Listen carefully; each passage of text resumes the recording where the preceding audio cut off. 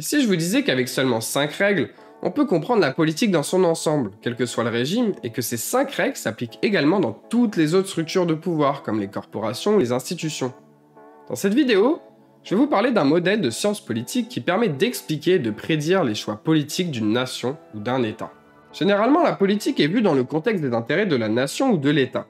Pourtant, les États n'ont pas d'intérêt à proprement parler, seuls les gens ont des intérêts. Plutôt que de voir la politique par le prisme des États, le modèle du sélectorat développé par Bruce Bueno de Mesquita s'y intéresse par le prisme des dirigeants, qu'ils soient présidents, premiers ministres, rois ou dictateurs. Ce sont eux qui ont l'influence la plus grande, et c'est leurs intérêts personnels et leurs actions qui définissent la politique de l'État. Pour comprendre la politique, les questions les plus importantes sont alors quel est le meilleur moyen de gouverner pour ces dirigeants, et surtout, pourquoi font-ils ce qu'ils font ?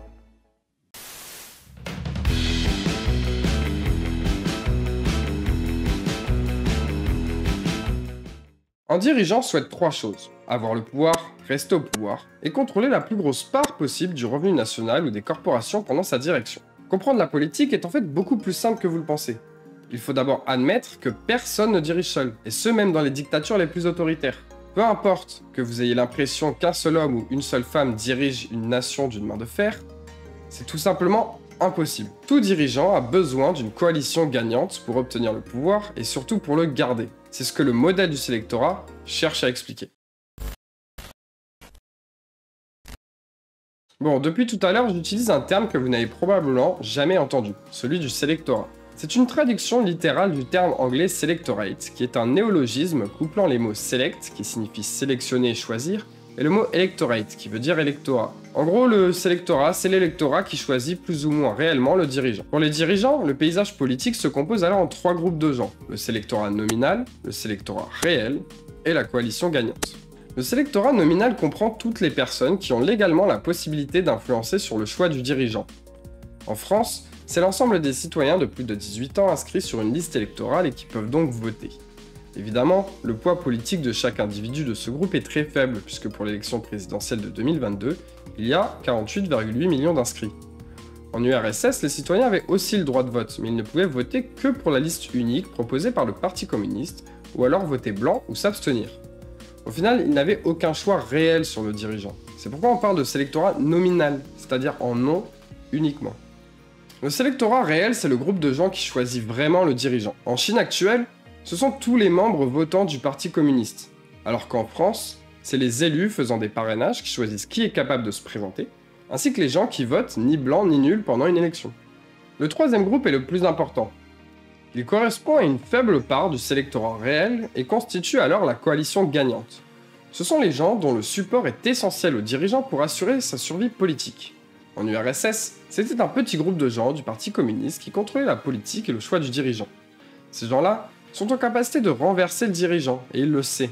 Ils sont les artisans de son maintien au pouvoir, et donc attendent de lui des récompenses pour leur loyauté. Pour des pays comme la France ou les États-Unis, cela revient à la plus petite fraction possible d'électeurs, assurant une victoire. Pour résumer, on a donc l'ensemble des soutiens possibles du dirigeant, c'est le sélectorat nominal, le sélectorat réel qui comprend ceux dont le support a une influence, et enfin la coalition gagnante qui comprend uniquement les soutiens essentiels sans qui le dirigeant ne pourrait pas conserver sa place. Pour simplifier, on peut aussi parler des gens interchangeables, des gens influents et des gens essentiels. Ces 3 groupes existent indépendamment du régime politique de l'État, qu'il soit autocratique ou démocratique, mais aussi indépendamment du type de hiérarchie. Ce qui est vrai pour la cité est vrai pour les entreprises et même l'Église. La seule chose qui peut différer dans toutes ces institutions est la taille de chacun de ces groupes. Dans des institutions démocratiques, les 3 groupes sont composés de beaucoup de personnes, alors que pour les régimes dictatoriaux de type militaire, c'est exactement l'inverse. Chacun de ces groupes tend à être le plus petit possible. Ce modèle avec les interchangeables, les influents et les essentiels permet de s'abstenir d'une définition arbitraire séparant les régimes démocratiques des régimes autocratiques. En fait, aucune démocratie n'est identique à une autre, de la même manière qu'aucune dictature n'est identique à une autre. La différence entre 2 démocraties ou 2 dictatures est simplement dans le résultat des négociations entreprises par les dirigeants avec les 3 différents groupes en fonction de leur taille et de leurs particularités précises. Maintenant qu'on a défini les termes, on va s'intéresser aux règles du pouvoir que doivent suivre tous les dirigeants pour continuer à diriger. Pour bien comprendre la politique, il faut s'interroger sur quel type de mesures les dirigeants dépensent-ils de l'argent. Est-ce pour le bien public ou est-ce pour le privilège d'un petit nombre? Tout dirigeant qui se respecte se doit de dépenser de l'argent pour satisfaire sa coalition. Il va donc en priorité satisfaire les besoins de tous ceux qu'il estime essentiels pour conserver le pouvoir. À ce titre, la première règle est de garder sa coalition gagnante la plus petite possible. Une petite coalition permet aux dirigeants de se reposer sur moins de gens pour rester au pouvoir. Avec moins de personnes essentielles, le dirigeant a plus de contrôle et moins de loyauté à acheter. Kim Jong-un, dictateur de la Corée du Nord, est le dirigeant avec la plus petite coalition, avec probablement moins d'une cinquantaine de personnes. La deuxième règle est de garder son sélectorat nominal le plus grand possible. Avoir un grand sélectorat nominal, c'est avoir à disposition beaucoup d'interchangeables. Dans ces conditions, il est plus simple de remplacer n'importe quel fauteur de troubles de votre coalition, qu'il soit influent ou essentiel, et cela permet aussi de menacer subtilement les essentiels de remplacement s'ils ne se comportent pas correctement ou ne font pas assez preuve de loyauté. Certains oligarques russes en ont d'ailleurs fait l'expérience avec la présidence de Poutine. La troisième règle est de contrôler les flux entrants et sortants du trésor. Pour un dirigeant, il est préférable de déterminer qui peut manger. Le contrôle complet du trésor public permet de s'enrichir et d'enrichir ses soutiens essentiels, souvent au détriment du peuple. C'est d'ailleurs la technique la plus efficace pour conserver le pouvoir longtemps. Il faut beaucoup de gens très pauvres et très peu d'individus très riches, mais soutenant le dirigeant. On peut noter ici que l'ancien président pakistanais Asif Ali Zardari avait une fortune estimée à 4 milliards de dollars en 2011 pendant sa présidence, alors qu'il dirigeait un des pays les plus pauvres du monde. Mais de même pour Fidel Castro, ancien dirigeant de Cuba, qui en 2006 faisait partie des 10 plus riches dirigeants du monde avec une fortune estimée par Forbes de 900 millions de dollars. La quatrième règle est de payer vos soutiens essentiels juste assez pour les garder loyaux. Les soutiens d'un dirigeant ne rêvent que d'une chose, c'est de prendre sa place plutôt que d'être dépendant de lui. Le seul avantage dont il dispose sur eux, c'est le contrôle du trésor public. Il faut donc qu'il leur donne assez pour s'assurer de leur loyauté, mais pas trop pour les empêcher de financer un rival. Dans ce domaine, c'est l'ancien président du Zimbabwe, Robert Mugabe, qui s'est le mieux illustré. À chaque menace de tentative de coup d'état militaire, il trouvait finalement un moyen de payer l'armée pour conserver leur loyauté. La cinquième et dernière règle est de ne jamais utiliser de l'argent destiné à vos soutiens pour améliorer les conditions de vie du peuple. Cette règle dérive directement de la quatrième. Il ne faut pas être trop radin avec ses soutiens clés. Les mesures politiques bénéficiant à la masse ne produisent que rarement de la loyauté chez les soutiens essentiels. Les gens affamés sont incapables de se révolter, alors qu'une coalition insatisfaite peut arrêter de soutenir le dirigeant, contribuant généralement à sa perte.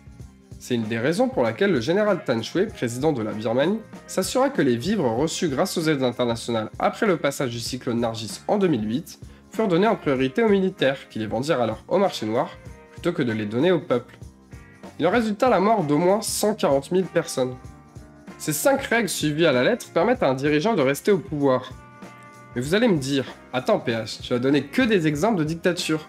Pourquoi ces règles marcheraient en démocratie? Pour répondre à votre question, il faut se pencher un peu plus en détail sur les démocraties. Un dictateur veut une coalition la plus petite possible pour pouvoir s'assurer plus facilement sa loyauté, et il veut également être capable de la changer si nécessaire. Dans ce but, il veut contrôler le trésor et récompenser ses soutiens essentiels au détriment de tous les autres en leur donnant suffisamment pour rester loyaux, mais pas trop pour éviter d'être menacés. Je vous ai dit tout à l'heure que la différence entre démocratie et dictature était la taille des 3 différents groupes, le sélectorat nominal, le sélectorat réel et la coalition gagnante. Là où cette dernière est petite pour un dictateur, elle est souvent très grande en démocratie. Et si vous avez suivi, cela rentre déjà en contradiction avec la première règle, qui est de garder la coalition gagnante la plus petite possible. C'est vrai que pour des dirigeants démocratiques, le respect de la première règle est beaucoup plus complexe. Cela ne veut pas dire pour autant qu'ils n'essayent pas au mieux de l'appliquer. Pourquoi d'après vous aux US comme en France, les politiciens ont recours à la pratique du gerrymandering, ou du charcutage électoral? Cette pratique consiste à découper les États en circonscriptions aux US et les départements en cantons en France, de manière à favoriser un parti par rapport aux autres. En regardant cet exemple avec un État américain ou un département français rectangulaire composé de 50 districts ou circonscriptions, et seulement 2 partis, les bleus et les jaunes, on peut voir que le découpage peut donner lieu à des résultats complètement différents. Supposons le total des votes dans l'ensemble de l'État à 60% en faveur des bleus et 40% en faveur des jaunes. En découpant les circonscriptions horizontalement, les résultats donnent 5 élus bleus pour 0 jaunes. En les découpant verticalement, il y a 3 élus bleus pour 2 jaunes, et en les découpant pour favoriser les jaunes, on peut avoir 3 élus jaunes pour 2 bleus. C'est d'ailleurs la situation préférable pour suivre la première règle. Il faut limiter la taille de la coalition, maximisant les chances de gagner une élection. En démocratie, la deuxième règle peut être suivie en diminuant l'âge du droit de vote ou en augmentant l'immigration. Ainsi, le sélectorat nominal aura tendance à augmenter, permettant alors d'avoir une plus grande flexibilité avec plus d'interchangeables. Si une part de la population ne vous soutient plus, il faut s'intéresser au problème des nouveaux arrivés. La troisième règle, qui est de contrôler les flux entrants et sortants du trésor, est la raison pour laquelle il y a autant de débats sur les taxes dans tous les pays démocratiques. C'est aussi pour ça que la taille du Code général des impôts, édition de poche chez l'éditeur LexisNexis, fait 2375 pages sans aucune annotation ni commentaire.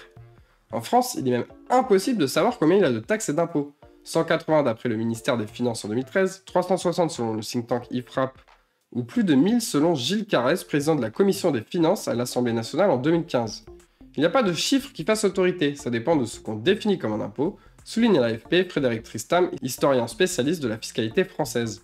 De façon à respecter la quatrième règle, les politiques donnent des subventions ou redistribuent une partie du trésor à leur coalition. Tandis que pour respecter la cinquième règle, les politiques créent des niches fiscales ou des exonérations d'impôts pour les plus fortunés, car il ne faut sous aucun prétexte prélever de l'argent destiné à vos soutiens essentiels pour le donner au peuple. Vous n'êtes toujours pas convaincu? Regardons le modèle avec un exemple concret, celui d'Emmanuel Macron entre 2016 et 2022. Pour être élu, il faut faire preuve de compétences particulières et avoir une coalition significativement influente. Le recours au marketing politique est également essentiel. J'ai d'ailleurs fait une vidéo sur ce sujet que je vous invite à regarder. Une fois élu, en revanche, le temps des promesses est terminé. Selon France TV Info, sur les 100 promesses phares du programme de Macron en 2017, il en a respecté 47 totalement, 28 partiellement et 25 n'ont pas été tenus. Aidé par les médias, avec 42% des articles politiques à son sujet entre le 1er avril et le 30 septembre 2016, lui qui était inconnu presque 3 ans plus tôt a assuré sa victoire quasiment dès le premier tour.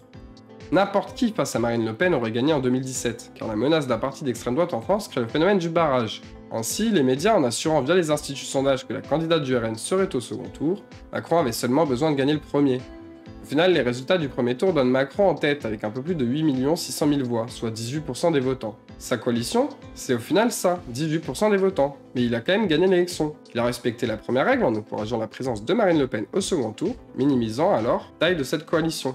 Car au lieu d'avoir besoin des 50% nécessaires pour gagner au second tour, le phénomène du barrage fait qu'avec seulement 18% des voix, vous pouvez gagner une élection. Macron, c'était le candidat d'un nouveau mouvement, la République En Marche. Ministre de l'économie sous la présidence de François Hollande du Parti Socialiste, il quitte le parti en 2016. Il a basé son mouvement sur l'hostilité au clivage gauche-droite. En tant que candidat ni de droite ni de gauche, il essaie surtout d'être le candidat de la droite pour la droite, et en même temps le candidat de la gauche pour la gauche. On peut le voir sur ce zapping de Ridicule TV, datant de 2017. Plus c'est gros et mieux ça passe. Je suis socialiste, et je l'assume, et je l'assume, et je l'assume. L'honnêteté m'oblige à vous dire que je ne suis pas socialiste. Alors à l'époque, j'étais pas de gauche. Vous n'avez plus rien à voir avec le Parti Socialiste. Mais je ne suis pas au Parti Socialiste. Je vais vous le dire de manière la plus claire possible. Pour ma part, je suis de gauche. C'est un mouvement politique qui ne sera pas à droite, qui ne sera pas à gauche. Et être socialiste aujourd'hui me paraît une nécessité de bâtisseur. Monsieur Macron, vous nous dites « je ne suis ni de droite ni de gauche ». Je n'ai pas dit ça ainsi. Non. Pourquoi je suis socialiste? Parce que ça, c'est un vrai tabou. Cette stratégie lui permet de ratisser très large. Et ratisser large, cela veut dire augmenter la taille du groupe des interchangeables. Avec cette manœuvre, il a donc respecté la seconde règle, en augmentant la taille de son sélectorat nominal, donc de son électorat potentiel. De plus, il est le premier président de la Ve République à avoir autant de députés de la société civile. Comment mieux contrôler les flux entrant dans le trésor qu'en imposant un impôt à la source? C'est pratique, vous n'avez plus à remplir vos fiches d'impôt, et il y a eu une année blanche exploitable pour certains. Sauf que maintenant, le trésor public est renfloué sans accord de confiance de votre part. L'État prend sa part, et c'est tout. Macron, avec l'impôt à la source, a donc renforcé le contrôle de l'État sur les flux d'argent vers le trésor public, suivant alors la troisième règle. La coalition gagnante de Macron, c'est principalement les cadres et les professions intermédiaires, c'est-à-dire entre les cadres et les employés. Pour assurer sa réélection, il fallait donc qu'il récompense leur vote et suive donc la quatrième règle. Ce n'est pas un hasard si l'opposition le surnomme le candidat des riches, car les riches sont dans sa coalition, et il les récompense pour ça. Une de ces mesures fut de diminuer progressivement le taux d'impôt sur les sociétés de 33,3% à 25% d'ici à 2022. Pourquoi 2022, alors que c'est la loi de finances de 2020? Parce que comme le dit Machiavel dans Le Prince, il faut faire des petits cadeaux régulièrement. Les cruautés doivent être commises toutes à la fois, pour que leur amertume, se faisant moins sentir, elles irritent moins. Les bienfaits, au contraire, doivent se succéder lentement, pour qu'ils soient savourés davantage. Tant qu'on parle de cruauté, pourquoi Emmanuel Macron a enlevé 5 € d'APL par mois? Ces 5 € d'APL par mois correspondent à environ 1 milliard d'euros d'économie annuelle pour l'État, soit 0,1% de ce que dépense l'État par an. Alors comme dit le dicton, effectivement, il n'y a pas de petites économies. Mais c'est surtout le fait que les gens bénéficiant d'APL ne sont pas dans la coalition gagnante, composée en majorité de personnes ayant un travail précaire, d'étudiants, de chômeurs et de personnes en difficulté. Les bénéficiaires des APL ne votent pas pour Emmanuel Macron. A ce titre, il n'a aucun intérêt à les soudoyer, et c'est de l'argent donné au peuple qui ne va pas dans la poche de ses essentiels. En respectant la règle 5, il consolide alors son pouvoir. Macron a donc suivi au mieux de ses possibilités ces 5 règles, et semble bien parti pour être réélu et conserver le pouvoir.